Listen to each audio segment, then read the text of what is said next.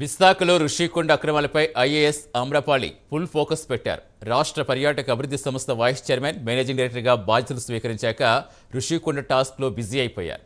Tourism కార్యక్రమాల్లో హాజరు కాకుండా ఋషికొండపైన ఫుల్ టార్గెట్ పెట్టారు. ఋషికొండ అక్రమాలు తవ్వుతున్నారు. దీంతో ఒక్కొక్కటిగా ఋషికొండ అక్రమాలు వెలుగు చూస్తున్నాయి. ఆమ్రపాలి రూపంలో జగన్, రోజా మెడకు ఉచ్చు బిగుస్తున్నట్టుగా తెలుస్తోంది.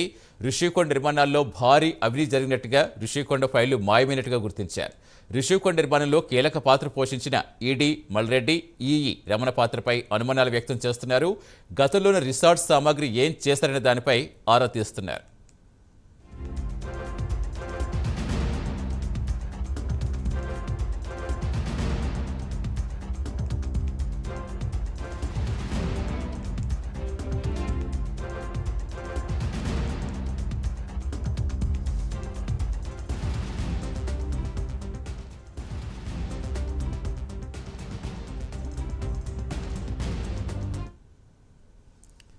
విశాఖలో ఋషికొండ అక్రమాలపై ఐఏఎస్ ఆమ్రపాలి ఫుల్ ఫోకస్ పెట్టారు. రాష్ట్ర పర్యాటక అభివృద్ధి సంస్థ వైస్ చైర్మన్, మేనేజింగ్ డైరెక్టర్గా బాధ్యతలు స్వీకరించాక ఋషికొండ టాస్క్లో బిజీ అయిపోయారు. టూరిజం కార్యక్రమాలకు హాజరు కాకుండా ఋషికొండపైన ఆమె ఫుల్ టార్గెట్ పెట్టారు. పూర్తి సమాచారం ఇచ్చేందుకు మా కరెస్పాండెంట్ రాజు లైవ్లో జరుగుతున్నారు. రాజు, అసలు ఋషికొండలో ఏం జరుగుతుందో కూడా ఎవరికి అర్థం కాలేదు. ఎప్పుడైతే కూటమి సర్కార్ అధికారంలోకి వచ్చిందో అప్పుడు అక్కడ కట్టిన ప్యాలెస్ చూసి అందరూ నిర్ఘాంతపోయిన పరిస్థితి. సో ఇప్పుడు ఆ ఋషికొండకు సంబంధించి ఎన్ని అక్రమాలు వెలుగు చూస్తాయనేది ఒక్కొక్కటిగా బయటకు వస్తాయని చెప్తారు. అసలు ఇప్పటివరకు ఎన్ని వెలుగు చూస్తాయి? ఇప్పుడు ఆమ్రపాలి రాకతో ఏ విధంగా కేసు టర్న్ తీసుకునే అవకాశం ఉంది?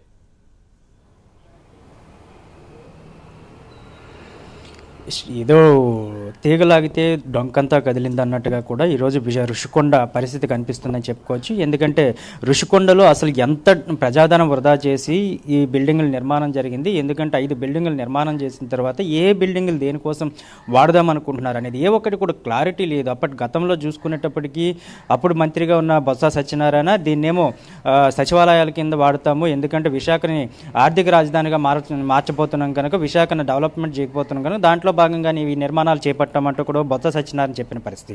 అయితే దాని తర్వాత ఏవైతే ఆర్కే రోజా టూరిజం మినిస్టర్గా ఉండేటప్పుడు ఆర్కే రోజా కూడా రావటం జరిగింది. ఇవన్నీ కూడా టూరిజం భవనాల కింద నిర్మాణం కొనసాగుతుంది. దీని మీద కావాలని చెప్పే అప్పట్లో ఉన్న టీడీపీ కానీ జనసేన కానీ కావాలని చెప్పే తప్పుడు ప్రచారాలు చేస్తున్నాయి అంటూ కూడా ఆవిడ కప్పిపుచ్చుకునే ప్రయత్నం చేశారు. దాని తర్వాత ఏకంగా దీన్ని ఏం జరుగుతుంది లోపల నిర్మాణాలకు సంబంధించి కానీ, లేకపోతే బిల్డింగుల లోపల కొన్న సామాగ్రికి సంబంధించి కానీ పూర్తిగా అసలు ఏం జరుగుతుంది ఏంటి అనేది కూడా బయటకు పొక్కనివ్వకుండా, కనీసం మీడియా సంస్థలను కానీ లేకపోతే ఒక మీడియాని కానీ లోపలికి పంపించకుండా కేవలం గుట్టు చప్పుడు కాకుండా భవన నిర్మాణాలు చేపట్టారు.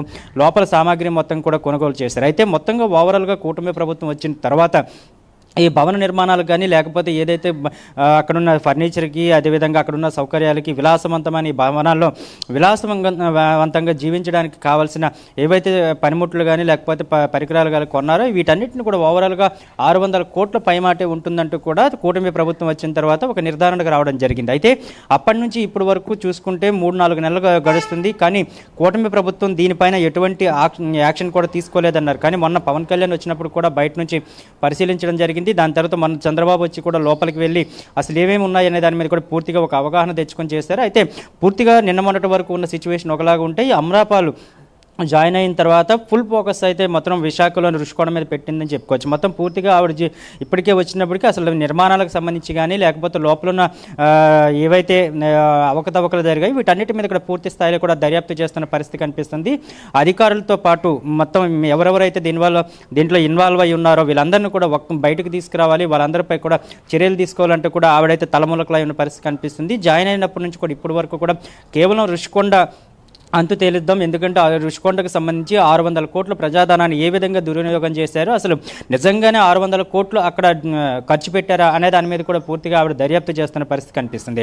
అయితే ఇదంతా ఈ దర్యాప్తులో భాగంగానే ఒకటి వాళ్ళు ఎక్కడి నుంచి అయితే బాత్ టబ్బులు కావచ్చు, లేకపోతే ఫ్లష్ కావచ్చు, లేకపోతే ట్యాప్లు కావచ్చు, ఈ ఫర్నిచర్ కావచ్చు, ఇవంతా కూడా ఎక్కడి నుంచి కొనుగోలు చేశారు, అసలు కొనుగోలు చేసిన దానికి బిల్లులు ఎక్కడి నుంచి అనేది మీద కూడా పూర్తిగా క్లారిటీ తీసుకుంటున్నారు. కానీ ఏ ఒక్కదానికి కూడా సంబంధం లేకుండా ఎక్కడ కొన్నారంటే కూడా ఎక్కడో పక్కన ఉన్న సందులో కొని తీసుకొచ్చామన్నట్లే చెప్తున్నారు తప్పితే దానికి బిల్లు కానీ లేకపోతే దాని ఇన్వాయిస్లు కానీ ఏ ఒక్కటి కూడా ఇప్పటి వరకు కూడా అధికారులు చూపించలేని పరిస్థితి కనిపిస్తుంది. ఎందుకంటే ఇదంతా కూడా ఈ యొక్క ఇద్దరు ముగ్గురు అధికారుల మాత్రమే చేతుల మీద మాత్రమే జరిగింది కనుక వాళ్ళెవరు కూడా బయటపడడానికి ఇష్టపెట్టుకోవటం లేదు. ఇదంతా కూడా ఏదో మసిపూసి మారేడికాయ చేసి కేవలం ఆ బిల్డింగ్లను మాత్రమే కూటమి ప్రభుత్వం ఏదో ఒక విధంగా ఉపయోగించుకుంటుంది కదా అనే దాని మీద మాత్రం ఉన్నారు. కానీ అమరాపాల్ మాత్రం దాన్ని ఏమాత్రం కూడా సహించే పరిస్థితి లేదు అని కూడా చెప్తున్నారు. ఎందుకంటే గతంలో ఏదైతే ఈ బిల్డింగుల నిర్మాణానికి జరిగిన మొదటి నుంచి కూడా, ఎందుకంటే ఫౌండేషన్ వేసినప్పటి నుంచి కూడా బిల్డింగుల నిర్మాణంతో పాటు ఫర్నిచర్ వచ్చినంత వరకు కూడా ప్రతి ఒక్కదానికి కూడా ఇన్వాయిస్ ఉండాలి. ఎందుకంటే ప్రభుత్వం నిధులు విడుదల చేసినప్పుడు కానీ ఆ నిధులు ఏ అకౌంట్లోకి మళ్లించారో దానికి సంబంధించి పూర్తి ఆధారాలు కావాలని చెప్పారు. అదేవిధంగా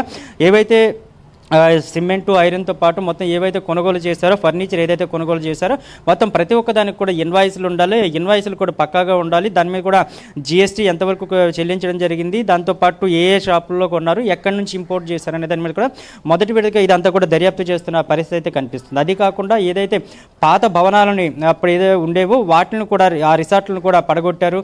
కానీ ఆ రిసార్ట్లకు సంబంధించి కూడా పాత సామాన్లు ఏవైతే ఉంటాయో దాన్ని కూడా ప్రభుత్వం తరపున ఎవరైతే టూరిజం మన మంత్రిగా ఉన్న ఆర్కే రోజు అది సేల్ చేయడం జరిగింది. దాంతోపాటు పాతగా ఏవైతే రిసార్ట్స్ ఉన్నాయో దాంట్లో ఏసీలు కావచ్చు, లేకపోతే దాంట్లో ఉన్న సామాగ్రి కావచ్చు, ఫర్నిచర్ కావచ్చు, టీవీలు కావచ్చు, ఇవన్నీ కూడా ప్రతి ఒక్కదాన్ని కూడా అసలు ఏం చేశారు, వాటన్నింటి కూడా ఎక్కడ ఉపయోగించారు, వాటిని ఎక్కడికి తరలించారు అనే దాని మీద కూడా ఏమాత్రం కూడా సమాచారం ఇవ్వకుండా వాటన్నిటి విషయం కూడా మాకు ఇప్పుడు తెలియదు అన్నట్లు కూడా వ్యవహరిస్తున్నారు. దీంతో మొత్తం రోజా మెడకైతే మాత్రం ఈ యొక్క రుషికొండ ప్యాలెస్ ఉచ్చేది బిగించుకోబోతుంది అనేది మాత్రం చాలా స్పష్టంగా అర్థమవుతుంది. ఎందుకంటే టూరిజం మంత్రిగా ఉండేటప్పుడు ఆవిడ చేసిన వ్యాఖ్యలు కావచ్చు, లేకపోతే రుషికొండపై ఆవిడ మాట్లాడిన మాటలు కావచ్చు, ప్రతి ఒక్క దాని మీద కూడా ఇక్కడ కూలంకుషంగా అయితే చర్చిస్తున్న పరిస్థితి కనిపిస్తుంది. మొత్తం అమరాపాలికి సంబంధించినంత వరకు పూర్తి టార్గెట్ ఏదైతే రుషికొండ ప్యాలెస్ల నిర్మాణం జరిగిందో ఈ నిర్మాణంలో వాస్తవాలను బయటకు తీసుకురావాలి, ప్రజలకి ఈ వాస్తవాలను తెలియజెప్పాలి. ఎందుకంటే ప్రజల డబ్బుని ఏ విధంగా వృధా చేస్తారు, ప్రజా పన్నుల ద్వారా వచ్చిన డబ్బును వృధా చేయడమే కాకుండా దీనికి కేవలం లెక్క జమ కూడా లేకుండా ఈ విధమైన చేయటం పట్ల మాత్రం తీవ్ర ఆగ్రహం వ్యక్తం చేస్తున్నారు. అయితే కూటమి ప్రభుత్వం వచ్చిన తర్వాత తప్పకుండా దీని మీద న్యాయం జరుగుతుందంటూ మొత్తం ఆంధ్ర రాష్ట్ర ప్రజలే కాకుండా విశాఖపట్నంలో ఉన్న ప్రతి ఒక్కరు కూడా ఆశించిన పరిస్థితి. అయితే దానికి ఈరోజు కూడా ఒక తుది దశకి చేరుకోబోతుంది అనేది చాలా స్పష్టమవుతుంది. ఎందుకంటే గతంలో చూసుకునేటప్పటికీ ఏదైనా సరే ఒక ఎంక్వైరీ చేశారంటే అది 5 సంవత్సరాలు జరగాల్సిందే, అంటే అది అలాగ నడవాల్సిందే చెప్తే ఎక్కడ కూడా ఎంక్వైరీ పూర్తి చేసి వాళ్ళకి శిక్షలు పడిన దాఖలాలు ఎక్కడ కూడా కనిపించలేదు. కానీ కూటమి ప్రభుత్వం మాత్రం చాలా స్పష్టంగా చెప్తుంది, తప్పు చేసిన వాళ్ళు ఎవరైనా సరే విడిచిపెట్టే ప్రసక్తే లేదు అంటూ కూడా చెప్తున్నారు. చంద్రబాబు కూడా చాలా సీరియస్గా చెప్పడం జరిగింది. ఎందుకంటే ఏ అధికారి అయితే తప్పు చేస్తాడో గతంలో ఉన్న వాళ్ళని కూడా ఇప్పుడు మారండి అంటూ కూడా చెప్తున్నారు. ఎందుకంటే గత 5 ఏళ్ల పాలనలో కేవలం ఇప్పుడు ఎక్స్సీఎంగా ఉన్న జగన్మోహన్ రెడ్డి లేకపోతే సజ్జల రామకృష్ణారెడ్డి తప్పితే మిగతా ఇంకెవరు కూడా కనిపించే వాళ్ళకు ఇద్దరు మంత్రులు మాత్రమే మీడియా ముందు మాట్లాడిన పరిస్థితి కానీ, ఆర్థిక లావాదేవీలు కానీ, మిగతా వ్యవహారాల్లో కానీ వాళ్ళకి ఏమాత్రం కూడా అవకాశం కల్పించలేని పరిస్థితి. దీంతో నిస్సహాయంగా వాళ్ళు ఉండిపోయి కేవలం వాళ్ళ పదవులు కాపాడుకోవడం కోసమో, లేకపోతే వాళ్ళందరూ కూడా ఉన్న మంత్రి పదవులు రావాలని కోసమో, లేకపోతే నామినేటెడ్ పోస్టుల కోసమో మాత్రమే ప్రయత్నాలు జరిగాయి తప్పితే ప్రజా శ్రేయస్సు కానీ, ప్రజా సంక్షేమం కానీ ఏమాత్రం కూడా వాళ్ళు పట్టించుకున్న పాపాన పోలేదు. కానీ ఈ రైసరి చూసుకునేటప్పటికీ పవన్ కళ్యాణ్ మొన్న కూడా పిఠాపురంలో చాలా స్పష్టంగా చెప్పడం జరిగింది, అధికారులు గత 5 ఏళ్ల కాలంలో కూడా మీరు మద్దునిద్ర పోయారు, మీరెవరు కూడా యాక్టివ్గా లేరు, కానీ ఇప్పుడుకైనా సరే యాక్టివ్గా ఉండండి, మీరు యాక్టివ్గా ఉండి ఏవైతే ప్రజల నుంచి వస్తున్న విన్నపాలు కానీ, లేకపోతే ప్రజలు చేస్తున్న ఫిర్యాదుల మీద కూడా త్వరితగతిన మీరందరూ కూడా విచారణ చేపట్టాలి, గంటల వ్యవధిలోనే వాళ్ళకి న్యాయం జరిగేంత ప్రయత్నం చేయాలి, లేకపోతే మాత్రం అధికారులపైన కూడా సీరియస్గా యాక్షన్ తీసుకుంటామంటూ కూడా చెప్తున్నారు. ఎందుకంటే పవన్ కళ్యాణ్ చాలా స్పష్టమైన లైన్ ఉంటుంది. ఎందుకంటే ప్రజా సంక్షేమం కోసం, ప్రజా శ్రేయస్సు కోసం ప్రభుత్వాలు పాటుపడాలి, కానీ వ్యక్తిగత కారణాల కోసమో లేకపోతే స్వప్రయోజనాల కోసమో ప్రభుత్వాలు పాటుపడకూడదు అంటూ కూడా పవన్ కళ్యాణ్ చాలా స్పష్టంగా ఉంటారు ఆ విషయంలో. దానికోసమనే ఇప్పుడు ఏదైతే ఒక్క 10 రూపాయలు ప్రభుత్వ డబ్బు ఏదైనా సరే దుర్వినియోగం జరిగింది అంటేనే దానిపై సీరియస్గా యాక్షన్ తీసుకునే పవన్ కళ్యాణ్ ఏకంగా 600 కోట్ల రుషికొండ కోసం ఇదంతా కూడా ఖర్చు చేశారు, దానికి లెక్క జమ ఏదీ లేదు, కానీ కనీసం అక్కడ ఎక్కడ ఖర్చు పెట్టారు ఏంటన్న దాని మీద కూడా ఎక్కడ ఇప్పటి వరకు ఇన్ఫర్మేషన్ లేదు. ఇటువంటి దాంతోనే మొత్తం అక్కడికి సంబంధించినంత వరకు పవన్ కళ్యాణ్ కూడా చాలా సీరియస్గా యాక్షన్ తీసుకుంటున్న పరిస్థితి కనిపిస్తుంది. అధికారులు అలసత్వం వహించొద్దు అంటున్నారు. ఇందులో ఇద్దరు అధికారులపైన కూడా వేటుపడే అవకాశాలు చాలా స్పష్టంగా కనిపిస్తుంది. ఇప్పుడు ఎందుకంటే ఈగా ఉన్న మల్లికార్జున రెడ్డి కావచ్చు, లేకపోతే వేణుగోపాల్ కావచ్చు, వీళ్ళందరికీ సంబంధించి కూడా దీనికి ప్రధాన సూత్రధారులు వీళ్ళే ఉన్నారు. ఎందుకంటే అధికారులు మిగతా వాళ్ళని ఎవరెవరు ఉన్నారనే దాని మీద ఇంక్లూడ్ చేస్తే ఫస్ట్ ఆఫ్ ఆల్ అక్కడ జరిగిన అక్రమాల్లో కానీ, లేకపోతే రుషికొండ తవ్వకాల్లో కానీ ప్రతి ఒక్క దాంట్లో ప్రధానంగా వినిపించే పేర్లు వీళ్ళు కనిపిస్తున్నాయి. వీటితో పాటు అక్కడ పర్యావరణాన్ని కూడా పాడు చేసి మొత్తం అక్కడ ట్రిబ్యునల్కి సంబంధించి కానీ లేకపోతే పర్యావరణవేత్తలు కానీ ఆగ్రహం తెప్పించే విధంగాను పర్యావరణానికి సంబంధించి ఏమాత్రం కూడా జాగ్రత్తలు తీసుకోపోగా ఋషికొండ పైన ఏదైతే మ్యాట్ వేశారో అది కూడా జపాన్ టెక్నాలజీ ప్రకారం అది వీళ్ళకి ఉపయోగపడేటట్లు ఉంటుంది, కానీ ఏ ఒక్క మొక్కలు కూడా పెరగడానికి అవకాశం లేదంటూ కూడా సీఎం చంద్రబాబు ఇప్పుడే ఒక ప్రకటన కూడా మన ఋషికొండకు వచ్చినప్పుడు చేయడం జరిగింది. అంటే వీళ్ళంతా కూడా వీళ్ళ అవసరాల కోసం పర్యావరణాన్ని నాశనం చేస్తున్నారు, అదేవిధంగా ఇంకోవైపు చూసుకుంటే ప్రజాధనాన్ని నాశనం చేస్తున్నారు. ఈ విధంగా జరగటం వల్ల ప్రజలు ఆగ్రహానికి గురయ్యారు. మొత్తం అందుకోసమని చెప్పి మొత్తం 151 సీట్ల నుంచి 11 సీట్లకు పడిపోయిన పరిస్థితి ఉందంటూ కూడా మొత్తం రాజకీయవేత్తలంతా కూడా చర్చించుకున్న పరిస్థితి కనిపిస్తుంది. మరి దీనిమే ఏదైతే జగన్మోహన్ రెడ్డి మళ్ళీ నేను నెక్స్ట్ ఎన్నికల్లో గెలిచి తీరుతాం, మళ్ళీ అధికారంలోకి వస్తామని చెప్పి మిగతా అందరికీ వార్నింగ్ ఇస్తున్నారు. మరి ఆ వార్నింగ్లన్నీ కాదు, ప్రధానంగా చూసుకునేటప్పటికీ ఇక్కడ అసలు వైఎస్ జగన్మోహన్ రెడ్డి హయాంలో 5 ఏళ్ల పాలనలో ఎటువంటి అక్రమాలు జరిగాయి, అక్రమాలపై ఏదైతే కూటమి ప్రభుత్వానికి సంబంధించినంత వరకు పూర్తి స్థాయిలో దర్యాప్తు చేస్తుందో దానికి సహకరించాలని చెప్తున్నారు. ఎందుకంటే 5 ఏళ్ల పాలనలో చాలా వరకు కూడా అక్రమాలు జరిగాయి. ఒకవైపు భూ అక్రమాలు జరిగాయి, మరోవైపు ప్రతి కాంట్రాక్టులో కూడా అక్రమాలు జరిగాయి. ఒకవైపు రోడ్లు గ్రామాలకైతే రోడ్లకి వెళ్ళలేని పరిస్థితి, ఎందుకంటే ఏ ఒక్క గ్రామానికి కూడా వెళ్ళలేని పరిస్థితి. దీంతోనే అంటే రోడ్ల నిర్మాణం విషయంలో కానీ ఇప్పుడు కూటమి ప్రభుత్వం నిర్ణయం తీసుకుంది. అంటే ఇటువంటి మంచి పనులు తీసుకుంటుంది కనుక దీని అన్నిటి మీద కూడా ఒక విధానమైన ప్రక్రియ కొనసాగుతున్నప్పుడు ఎందుకు ప్రభుత్వానికి సహాయపడరు, ఎందుకు ప్రభుత్వానికి మద్దతుగా నిలబడరు అనేది కూటమి ప్రభుత్వానికి సంబంధించినంత వరకు డిప్యూటీ సీఎం పవన్ కళ్యాణ్ కూడా అడగడం జరుగుతుంది. ఎందుకంటే మళ్ళీ 5 ఏళ్ల తర్వాత ప్రజలు ఏదైనా డిసైడ్ చేస్తారు. కానీ ఇప్పుడు ఏవైతే అక్రమాలు జరిగాయో ఋషికొండ లాంటి దాంట్లో చూసుకుంటే 600 కోట్ల వరకు కూడా అక్రమాలు జరిగాయంటూ కూడా కూటమి ప్రభుత్వం చాలా ఆధారాలతో పాటు బయటకు తీసుకొస్తున్నప్పుడు దాని మీద ఎందుకు చర్చించలేకపోతున్నారు,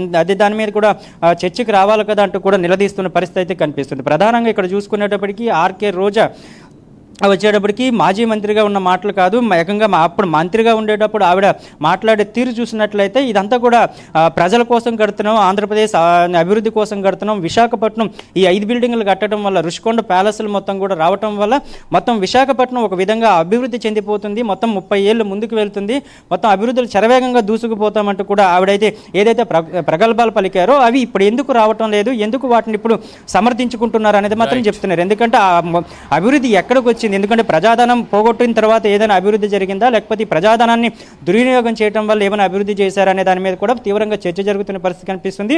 ఋషికొండ విచారణలో మాత్రం ఆర్కే రోజా అదేవిధంగా మాజీ సీఎం జగన్మోహన్ రెడ్డి పీకులకు అయితే ఉచ్చి అయితే బిగించుకోబోతుందనేది చాలా స్పష్టంగా అర్థమవుతుంది. Satish, right, thank you Raju.